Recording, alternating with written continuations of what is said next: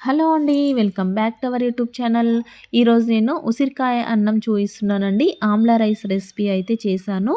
ఈ చలికాలంలో ఉసిరికాయల సీజన్ కాబట్టి ఉసిరికాయలతో ఏదో ఒకటి చేసుకొని తినాలి. అలాగే హెల్త్‌కి కూడా చాలా మంచిది కాబట్టి నేను ఆమ్లా రైస్ రెసిపీ అయితే చూపిస్తున్నాను.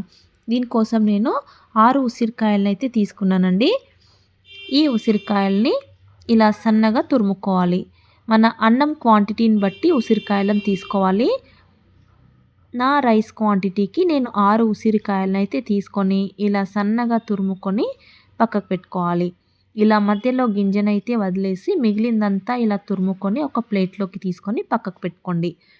ఇప్పుడు దీనికోసం నేను అన్నాన్నయితే ఇలా పొడిగా చేసుకొని పెట్టుకున్నాను. నేను దీనికోసం మిగిలిపోయిన అన్నాన్నే యూజ్ చేస్తున్నానండి. ఇది మీరు నైవేద్యంగా కూడా సమర్పించుకోవచ్చు. నైవేద్యం కోసం అయితే మీరు వేడి అన్నం చేసుకొని సేమ్ ఇదే ప్రాసెస్‌లో ఆమ్లా రైస్‌ని చేసుకోండి. ఇప్పుడు ప్యాన్ పెట్టుకొని 3 స్పూన్స్ ఆయిల్‌ని వేసుకొని, ఒక స్పూన్ ఆవాలు, హాఫ్ స్పూన్ జీలకర్ర, హాఫ్ స్పూన్ శనగపప్పు, హాఫ్ స్పూన్ మినపప్పు వేసుకొని ఈ పప్పులన్నీ కొంచెం ఆయిల్‌లో ఫ్రై చేసుకోవాలి. ఇప్పుడు ఇందులోకి 2 స్పూన్ల పల్లీలు కూడా వేసుకొని, పల్లీలను కూడా కొంచెం ఆయిల్‌లో ఫ్రై చేసుకోండి. పల్లీలు కూడా ఫ్రై అయిపోయిన తర్వాత 3, 4 ఎండుమిరపకాయల్ని ఇలా తుంచుకొని వేసుకొని, ఎండుమిరపకాయలు కూడా ఫ్రై చేసుకున్న తర్వాత 2 పచ్చిమిరపకాయల్ని ఇలా సన్నని ముక్కలుగా కట్ చేసుకొని వేసుకొని, ఒక ఇంచు వరకి అల్లాన్ని ఇలా చిన్న ముక్కలుగా కట్ చేసుకొని వేసుకోండి. అలాగే కరివేపాకు రెబ్బల్ని కూడా వేసుకొని వీటన్నింటిని ఆయిల్‌లో ఫ్రై చేసుకోవాలి. ఇప్పుడు మనం తురిమి పెట్టుకున్న ఉసిరికాయ తురుమును కూడా వేసుకొని ఉసిరికాయల తురుముని ఒక్క నిమిషం పాటు ఆయిల్‌లో ఇలా కలుపుకుంటూ బాగా ఫ్రై చేసుకోవాలి. ఇలా ఒక్క నిమిషం పాటు ఇలా కలుపుకుంటూ బాగా ఫ్రై చేసుకోవాలి. ఇప్పుడు ఇందులోకి హాఫ్ స్పూన్ పసుపును కూడా వేసుకొని పసుపు పచ్చి వాసన పోయేంత వరకు మళ్ళీ అంతా బాగా కలుపుకుంటూ ఫ్రై చేసుకోండి.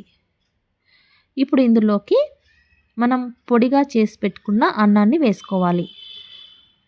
మీరు వేడి అన్నంతో అయితే వేడి అన్నాన్ని కూడా చల్లార్చుకొని ఇలా పొడిగా చేసుకొని వేసుకోండి. నైవేద్యం కోసం మాత్రం వేడి అన్నంతో సేమ్ ఇదే ప్రాసెస్‌లో చేసి ఈ ఆమ్లా రైస్‌ని నైవేద్యంగా పెట్టొచ్చు. ఇప్పుడు రైస్‌కి సరిపడినంత సాల్ట్‌ని వేసుకోవాలి. నేను 1 ½ స్పూన్ సాల్ట్‌ని కూడా వేసుకొని ఈ అన్నంలో మొత్తం ఉసిరికాయ, పసుపు అంతా కలిసేటట్టుగా బాగా కలుపుకోవాలి. ఉసిరికాయల్లో విటమిన్ సి ఎక్కువగా ఉంటుందండి. ఈ చలికాలంలో కొంచెం రోగాలు ఎక్కువగా వస్తుంటాయి కాబట్టి ఉసిరికాయలు తినడం వల్ల రోగనిరోధక శక్తి పెరుగుతుంది. కాబట్టి ఉసిరికాయలని ఏదో ఒక రూపంలో తినాలి. ఇది ఉసిరికాయల సీజన్ కాబట్టి ఉసిరికాయలైతే తినాలి. ఉసిరికాయల్లో విటమిన్ సినే కాకుండా విటమిన్ కే ఉంటుంది, కాల్షియం ఉంటుంది, ఫాస్ఫరస్ ఉంటుంది, కెరోటిన్ ఉంటుంది. ఇన్ని విటమిన్స్ ఉన్న ఉసిరికాయలని తప్పకుండా తినాల్సిందే. మరి అందుకే నేను ఇలా ఆమ్లా రైస్‌ని అయితే చేశాను. మరి మీరు కూడా ఉసిరికాయలని ఏదో ఒక రూపంలో తినండి.